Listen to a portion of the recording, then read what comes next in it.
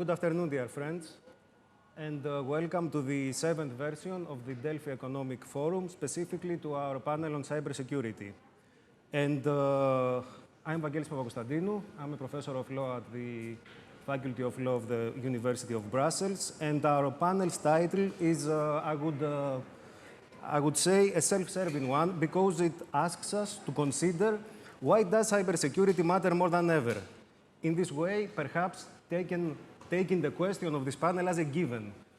Nevertheless, indeed, it is the case that cybersecurity as a topic has gained exponential in importance over the past few years, and it also is the case that this panel has been organized the second time in a row in this economic forum, therefore signaling the importance to everybody. And I am glad to note that in order to elaborate and discuss this very interesting topic, we have with us a distinguished list of speakers, specifically Mr. Juhan Lepassaar, who is the Executive Director of the EU Cybersecurity Agency, George Patsis, who is the CEO and co-founder of Obrela Security Industries, Artemis Seaford, who is the Public Policy Manager and Cybersecurity Policy, working for cybersecurity for Meta, which is the word for Facebook, but we'll come to that later on. And Anastasios Chatzitheodosiou, who is a Vice Chairman and the General Manager of Mega Brokers. So I will be following the line of appearance on the agenda and not the sitting order, and addressing first my questions to you, Juhan. And specifically, we have discussed this also last year, but my question to you is from an institutional point of view, what has happened in the meantime? In what way have last year's events, and I'm referring not only to the pandemic, but also to the war in Ukraine, added to the importance of cybersecurity? And how has cybersecurity been affected or even changed over the past year? Thank you. It's a pleasure to be here now, first time physically, actually. Vice President Margaritis Skinas, who visited my agency 2 weeks ago, called Enisa the shield of democracy. And usually, as usual, he's very forthcoming in his compliments. But I think what he meant was that cybersecurity helps to protect the societal values and the economic values in this new digital environment. So when we look at our societal values, privacy, when we look at our understanding how transparent media environment works, without misinformation and disinformation, then cybersecurity is an integral aspect of ensuring that we have a plurality of opinions, and these opinions are not manipulated, but they reflect the debates and the values of the society as they are.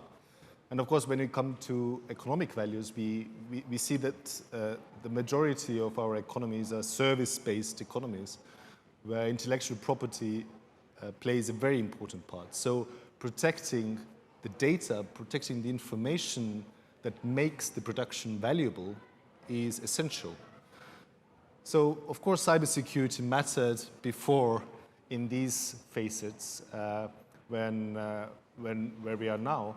But when war has returned to Europe, we also understand that cybersecurity is something more than just a important thing to have, but it is a shield that protects us, that raises our resilience. And when we look at the threat actors around, just a month ago, one of the biggest member states of the Union released its annual report, and the great majority of impactful incidents were perpetrated by sovereign actors. Just today, one of our member states was targeted, and the web page of the foreign ministry of this member state was taken down. So when we have a sovereign actor in the borders of Europe acting aggressively, cybersecurity is not just an issue of whether we have to invest there or not, but how much is enough. So I think we are in a different ballgame today, and cybersecurity has become ever more crucial. Okay. I quite like and personally agree with the value-driven discussion and approach to cybersecurity, because sometimes we tend to see it as a very technical matter, but yes, I would also agree and insist on the value-driven discussion, so thank you about that. And specifically as regards Enisa, how has Enisa over the past year tackled these challenges that you so nicely brought up? Yes. So of course, one of the issue, what we look at is how does Europe as a team fare when it comes to comparison with other regions in the world. And of course, I think we built a good political and legal environment in order to tackle some of the cybersecurity challenges. There are gaps, but at least we have some baselines which are common across all member states. That's not so common as we think. However, what we've seen as well, that we as Europeans, we don't invest enough into cybersecurity. Our operators of essential service providers invest 40% less than their US counterparts. When we look at the private sector actors and then compare them to public sector actors, there is a huge gap in favor of private sector actors vis-à-vis the public sector actors. And when we are now thinking in the context of this war, who are the main targets? It's not only the critical sectors, but it's also our governments, our frameworks that help democracy to flourish. So we have an urgent catch-up to do. And of course, one of the important missions of the agency is to make sure that everybody knows this. And we do have, let's say, guidelines, toolboxes, programs ready in order to raise resilience, not only of private sector actors under the critical sectors of the Network Information Security Directive, but also public sector actors. And we've been working with the community of the cybersecurity across Europe in order to rapidly raise the resilience. There is I think if you look at the Western world, there is an understanding of shields up. So in the past 6 months, I can tell you half of my agency has slept because they've been working in raising the shields in Europe. And I think this is a work stream that continues in the months and years to come. Okay, thank you. I would like to highlight the point about us not investing enough and keep that in mind maybe to revisit later. What is nice, particularly nice about this year's panel setup is that it is self-evident which participant speaks of which sector of cybersecurity. Therefore, having presented the institutional at European level part of cybersecurity, now we can move to the market. And George is the CEO of a Greek DNA, but by now international cybersecurity company. And therefore, dear George, I would pose to you the very same question I posed to Juhan a minute ago, but this time as seen from a market point of view. Yes. So what has changed over the past year? What are the main challenges that cybersecurity poses, but this time seen from a market perspective? Yes. Well, I think that the pandemic, first of all, has accelerated the size, if you like, of the digital universe. And over the last 2 years, we've been experiencing a huge expansion of the volume of data, of the transactions, but most importantly, of the values, of the physical values that are now moving to this digital space. And because of that, as you can understand, and because of the size of that digital universe, there is also an expanding digital footprint. And the larger the digital footprint, the larger the attack surface. And we've seen an exponential growth on threat vectors, on cyber terrorism, on state-sponsored attacks, because a lot of the value now is there. You've seen digital currencies, you can even buy virtual property out there. So that has been, let's say, very challenging from a security service provider point of view. As Obrela, we've been into the business of protecting businesses on a real-time basis. So our key mission is operational security and to keep our customers and governments' business or services in business and in operations. And of course, the latest Ukrainian crisis has unleashed, if you like, a lot of cyber terrorists, cyber terrorism groups, and state-sponsored attacks that have been magnified intensely over the last 3 or 4 months. So I guess this is the status right now, and I wouldn't agree more with the previous speaker that the investments and the way that we're addressing the challenge in the European Union is not the most appropriate, I would say, very politely.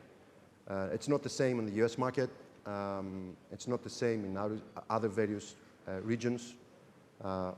More strict regulations, a lot of private and public partnerships actually support these missions and then strengthen the national security so that they address the problem, I would say, more effectively. So there is the lack of, I would dare to say, European regulation across the European nations at this stage, or at least a European enforcement state or force to make the regulation or implement the regulation. Yes, well, regarding regulation, me coming from a legal point of view to this, I have to say that I respectfully disagree because I'm quite happy with what has been done in the EU regarding regulation, even if compared, no, specifically when compared to the US or other regions. I understand that investment may be low, but I would dare say that from a regulatory perspective, we are in the forefront of, but then again, this could be my self-serving and self-promoting. Do not misunderstand me. The regulation is complete. The enforcement of the regulation is lacking. The enforcement. Yep. So my objection is the enforcement. So although there is quite extensive and detailed regulation in every tier, in every sector, there is the lack of unified across European countries enforcement. Okay. And that is actually reflecting to our job and to our business, and I think that's my objective. Thank you for that. And I also have another question for you at this stage. What do you see the role of private actors when it comes to providing cybersecurity? Because to some, perhaps cybersecurity is a public good, same as security, so it should be provided by state actors. How does the private sector, based also on your case, interplay with that? I would consider the security or cybersecurity a nation's or a government responsibility. But unfortunately, the government cannot enforce that because a lot of even critical infrastructures are not public. So although the government has the responsibility for critical infrastructure, most of the critical infrastructure is private.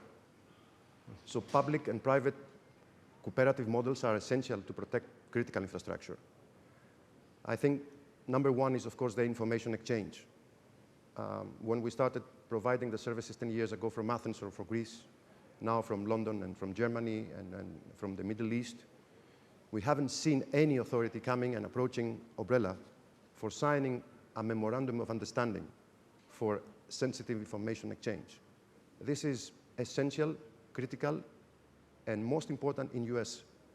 So whenever you provide such a service in the field of United States, you have to sign a memorandum of understanding for sensitive information exchange in order to protect the national security and sensitive critical infrastructures. So I think this is one. But on the other side, it is also important because I think the majority of the knowledge and the majority of expertise is on the private sector. And when things go wrong and when cyber war is let's say, imminent, we should be able, as governments, or at least the government should be able, to leverage knowledge and capacity from the private sector, especially for national defense. So I think those two objectives are most important for the European Union, but also for Greece. Thank you. Now, going on and discussing online social networks and specifically Facebook, so where one just starts with this, and so Artemis, changing our perspective completely, what are the threats facing social media users this time, so individuals, what kind of actors are behind them, and what are the stakes they're faced with? Yes, so social media are a mirror of our society at large. So what is good about our society is reflected there. Creativity, innovation, connection. But also at the same time, what is bad about our society is also reflected there. And social media, given the abundance of information that exists on them, and the fact that most of us around the world are part of the social media ecosystem one way or the other, can, if left unchecked, act as a vector that amplifies the harm, which means that they're particularly vulnerable to bad actors, bad guys, what we call in the industry adversarial actors, to take advantage of. Let me start with the stakes, because I think it's important to bear in mind what matters here, what is at risk here. If you're an average person sitting in a democratic society, data privacy is a big deal. You don't want your data floating around on the internet, ready to be used by whoever might have the opportunity to profit from it without your knowledge or consent. And financial security is a big deal, right? If your private information is compromised, people get access to your financial information, you might be at risk, as well as informational security, your ability to have access to objective and high-quality information. We all fall prey to propaganda, but the point there is to be able to silence out that propaganda by high-quality information. Now, if you are a person sitting in a less democratic, illiberal, authoritarian context, the stakes are very, very different, particularly if you're an activist, a dissident, a journalist, or a human rights defender. We see courageous people around the world, ranging from Muratov, the editor of Novaya Gazeta in Russia, to Maria Ressa in the Philippines, fall prey by their own governments or politically motivated actors to harassment, cyber espionage. A lot of that can potentially happen through social media, the very channels that these activists desperately need in order to be able to get their message out.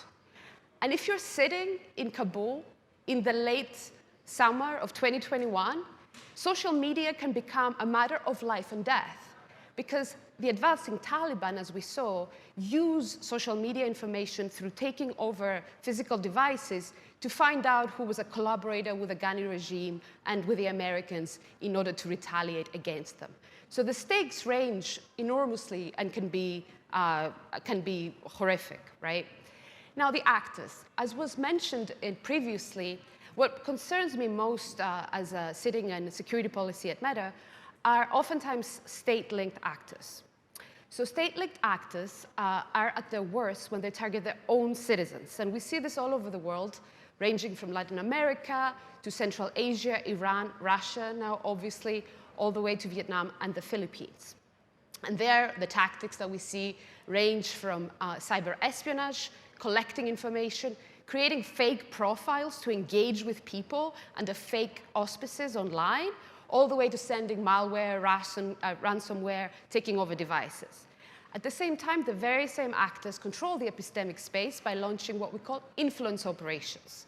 Influence operations are organized attempts, coordinated attempts to pass on malicious messages that are usually ulteriorly motivated either by political or financial motives. At the same time, state actors also interfere in the internal affairs of other states.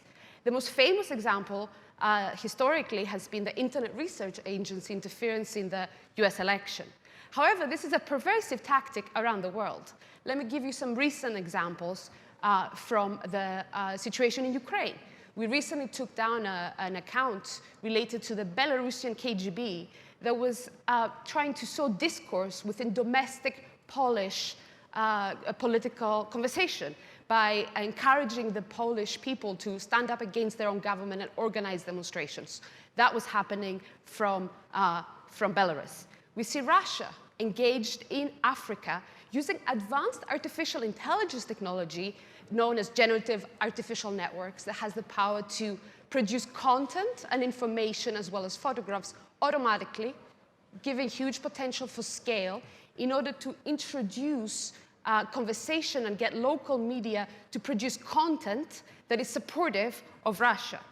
We also see Russian agents, as well as agents known as ghostwriters, a very famous group associated, as has been pointed out by industry, with the Belarusian government, attack activists and journalists across the EU. At the same time, I will close with this, what is not often appreciated is the extent to which financially motivated actors swarm in situations of conflict and try to take advantage of the situation in order to monetize on conflict. So you see the whole gamut of experience there, and we can talk about what we're doing about it. I don't want to alarm you all, but yeah, in a minute. Thank you very much. This is an overwhelming topic. There's so many aspects, so many perspectives. Thank you for highlighting the state-led actors. Financial and private actors are one. Individuals themselves could be another. But yes, this could go on forever. So what does Facebook, being one of the main players, if not the main player in the industry, do about these challenges? Look, we take this matter very, very, very seriously. We have teams of thousands of people ranging from engineers to product managers to investigators to policy people like myself, legal teams, operational teams working on this. So our approach falls into broadly two categories. One is a defensive category, where we work to protect our users by giving them the tools and getting out the word, which is a very important thing in this space, literacy, to ensure they have done the privacy checkups, they have secured their accounts, they're using two-factor authentication and the like. And then we also have special protections for highly vulnerable groups, and we have teams that proactively engage with the journalists and the dissidents and the human rights defenders I mentioned to make sure that we also get information in real time as to what we can do to protect them. For example, in Afghanistan, we launched something called Lock Your Profile that with the push of one button enabled people at risk to hide all information from anyone that would physically compromise their device, while still being able to recover their information if they so wanted at a later stage. The other part of what we do is the offensive. So that is where we go out and chase after adversarial actors, try to stay ahead of the game to understand their evolving tactics. Because bear in mind, one big thing in this area, the adversarial actors, the bad guys, continuously evolve to try to get ahead of the curve, avoid our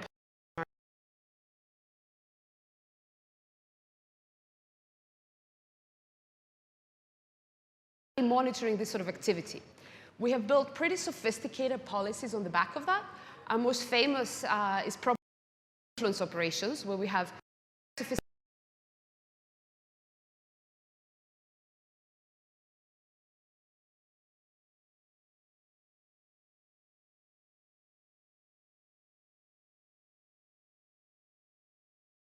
to automate and the enforcement. And a combination of manual, highly sophisticated investigative work together with a product engineered-based automation that enables us to address these challenges. And the final thing is we work with the ecosystem. So this is an ecosystem level problem.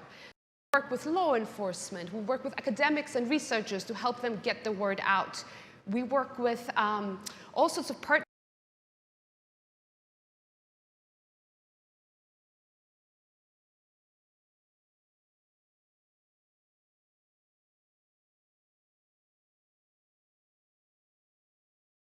Last, but certainly not least, and to save us all and save us all in this way.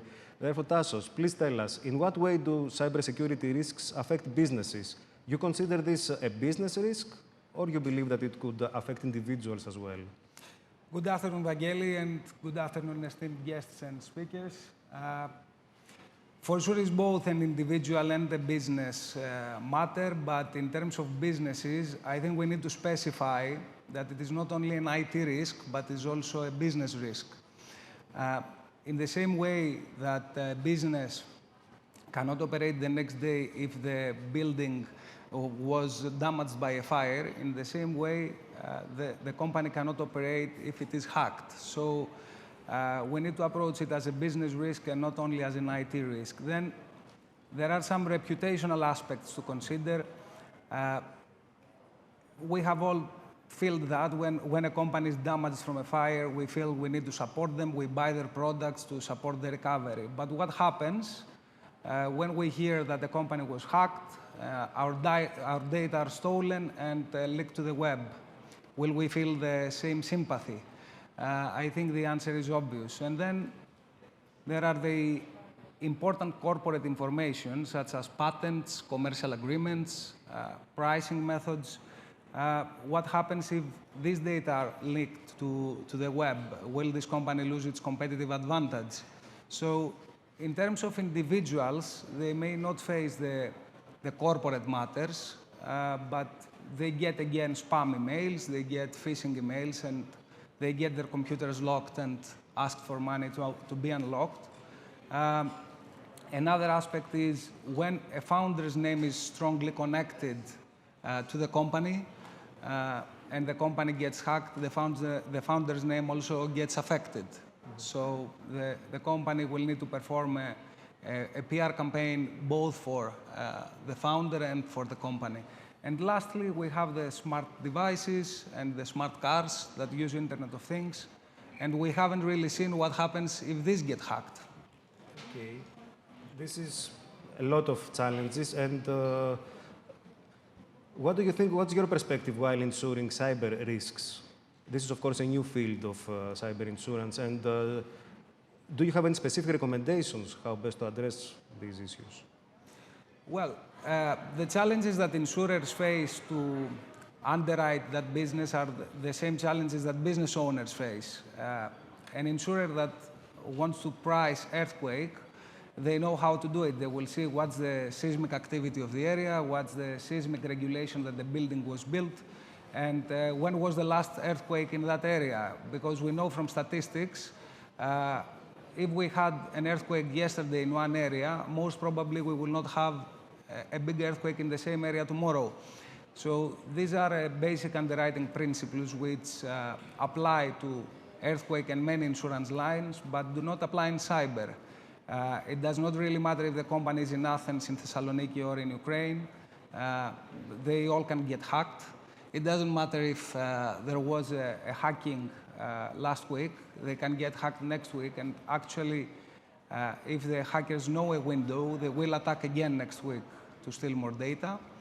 And also, we don't know, it doesn't really matter if they have a brand new firewall or a brand new antivirus. Well, it matters, but still we have seen again multi-million-dollar companies with serious infrastructure and systems and security getting hacked because of human curiosity and because of social engineering. The best trained employees, when they see an email with an attachment that says payroll.xls, they will want to open it to see what's the salary that the colleague sitting next to them is getting. So to address this challenge, for sure, companies need to buy security systems, cybersecurity systems. They need to perform tactical penetration and vulnerability tests, create awareness through training to the employees, and finally, the insurance policy is the last line of defense that acts as a safety net. It acts when everything else fails, but it is a requirement that the company has invested in systems, in training, and in security measures for the company to be insurable. Thank you. Well, this is an enormous topic, and we practically exhausted our allocated time. Therefore, just one message from each one of you to our audience, general message on cybersecurity to the Delphi Forum audience. So starting with you, Juhan. Thanks. President Biden has said that in order to understand values, people shouldn't talk about it, but they should show their budgets. And then everybody can see whether they value something or not. So we surveyed 1,000 operators of essential service providers in Europe last year, every member state. Guess what? When it comes to cybersecurity, the average investment from their IT budgets is 10%. The median is 7%. That's not adequate. It shows that we don't value cybersecurity. This has to change. Thank you. George. Well, I think the most important thing to understand why this is important is really to realize the new reality. And I think when the humankind discovered new territories, so when we discovered America, for example, when we discovered the air or the space, that actually was, conflict was the first line of the next step. So in America there was a war, in the air there was conflict again, who has responsibility for the air and now for the space. I think the same happens for cyberspace. So when a new frontier is discovered, conflict is the next sequence. So we need to realize that this is the new state, this is the new reality, and we need to adapt. Thank you. Artemis. One message and our time is over, oh dear. Okay, so cybersecurity is now security. It's not a separate thing out there that's technical and affects a minority of people. It's security, and everybody has a stake in it. Everybody's affected from it, or potentially affected from it, and everybody has a role to play in keeping themselves and the world safe. Thank you. And Tasso. I would say that we need to be aware, like crossing the street. When we surf on the internet, we need to be aware. Be careful what files we are opening, invest in cyber systems, and invest in insurance policies. Thank you very much. Thank you. Thank you for bearing with us. And